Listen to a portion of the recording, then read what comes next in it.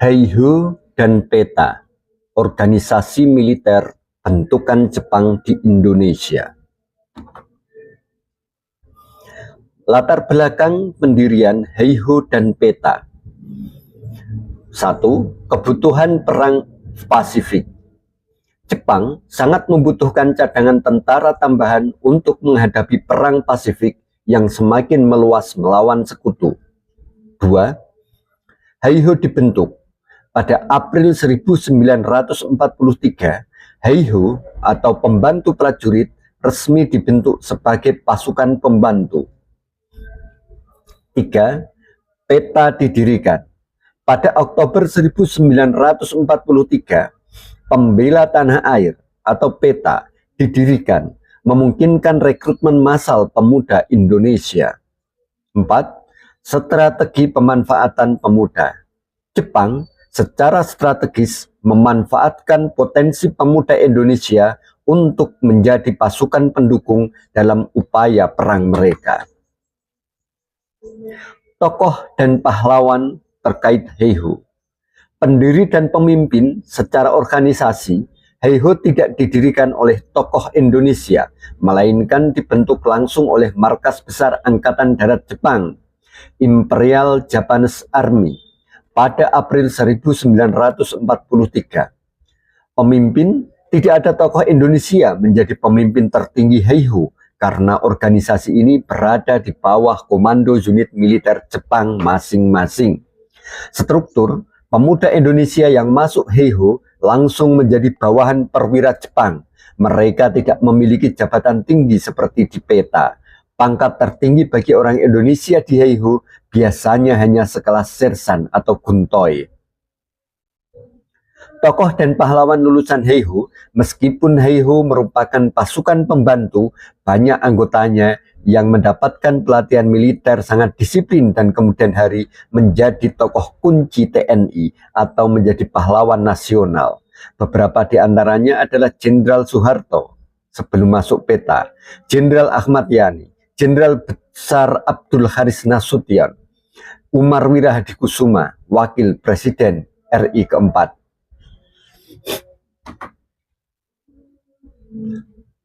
Tokoh di balik Peta. Pencetus. Pencetus Peta adalah Raden Gatot Mangkuprojo. Ia adalah tokoh nasionalis yang mengirimkan surat permohonan kepada Panglima Tentara Jepang untuk membentuk barisan pemuda guna mempertahankan tanah air. Pihak Jepang, Letnan Jenderal Kumaikichi Harada, Panglima Tentara ke-16. Ia meresmikan pembentukan Peta melalui peraturan Osamu Sairei nomor 44. Tokoh terkenal lulusan Peta.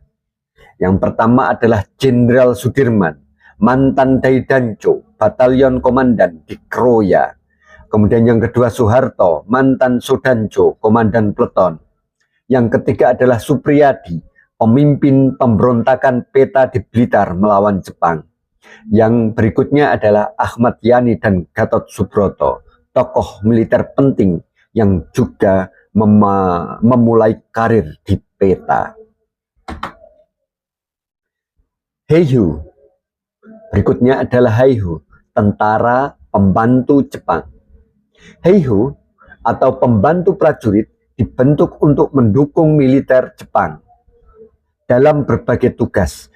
Anggotanya direkrut dari pemuda Indonesia berusia 18 sampai 25 tahun yang memenuhi kriteria kesehatan dan memiliki pendidikan minimal sekolah dasar. Meskipun memiliki peran penting, semua komandan Heiho adalah orang Jepang tanpa adanya perwira dari Indonesia.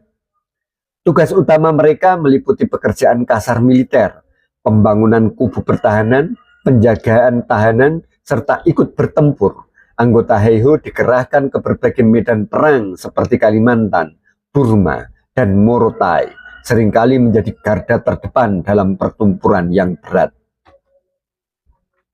Yang berikutnya adalah Peta, Pembela Tanah Air. Peta singkatan dari Pembela Tanah Air, sebagai organisasi militer yang didirikan oleh Jepang atas usulan bangsa Indonesia pada tanggal 30 Oktober 1943 atas inisiatif Gatot Mangkuprojo. Organisasi ini merupakan pasukan sukarela yang istimewa karena memberikan kesempatan kepada orang Indonesia untuk menduduki jenjang kepangkatan militer, sesuatu yang tidak ada di Heiho. Tugas utama PETA adalah mempertahankan daerah dari kemungkinan serangan sekutu dan juga berperan sebagai mata-mata bagi Jepang. Pelatihan militer yang serius diberikan di Bogor yang kemudian melahirkan banyak tokoh nasional dan pemimpin militer Indonesia di masa depan, termasuk Jenderal Sudirman dan Presiden Soeharto. Perbedaan mendasar Heiho dan PETA. Heiho bagian militer Jepang. Heiho terintegrasi dalam struktur militer Jepang. Dengan perwira hanya dari Jepang, tugas mereka fokus pada aspek teknis dan tempur langsung di garis depan. PETA, pertahanan lokal. PETA tidak resmi dalam struktur militer Jepang. Perwira dari Indonesia dan fokus pada pertahanan lokal serta taktik gerilya.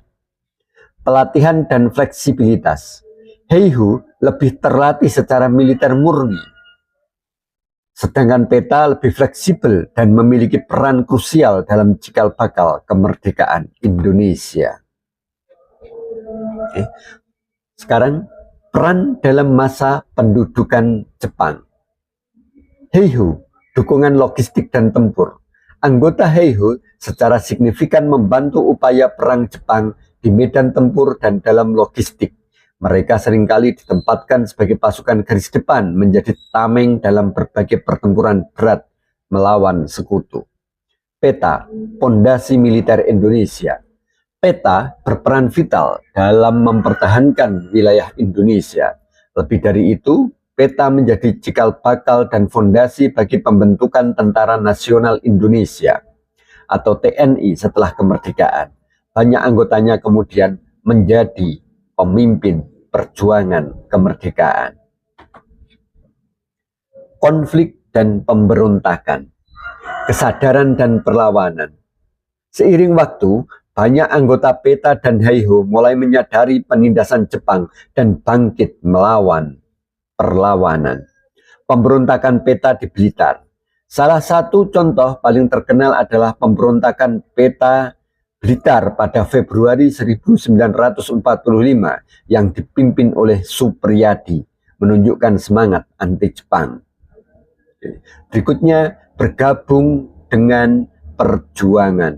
Pasca proklamasi kemerdekaan, banyak mantan anggota Heiho dan PETA bergabung dengan BKR, Badan Keamanan Rakyat, dan kemudian TNI, Tentara Nasional Indonesia, menyumbangkan pengalaman militer mereka dalam perjuangan selanjutnya.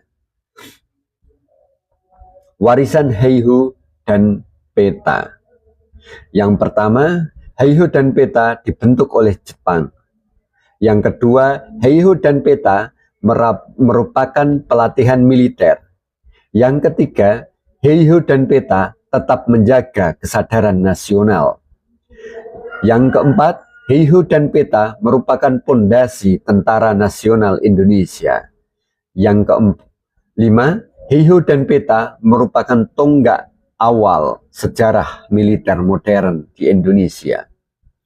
Heiho dan PETA merupakan dua organisasi militer yang meski dibentuk oleh Jepang memberikan warisan tak ternilai bagi Indonesia.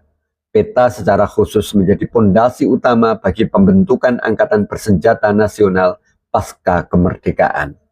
Sementara pengalaman anggota kedua organisasi ini membentuk karakter dan sejarah militer modern Indonesia.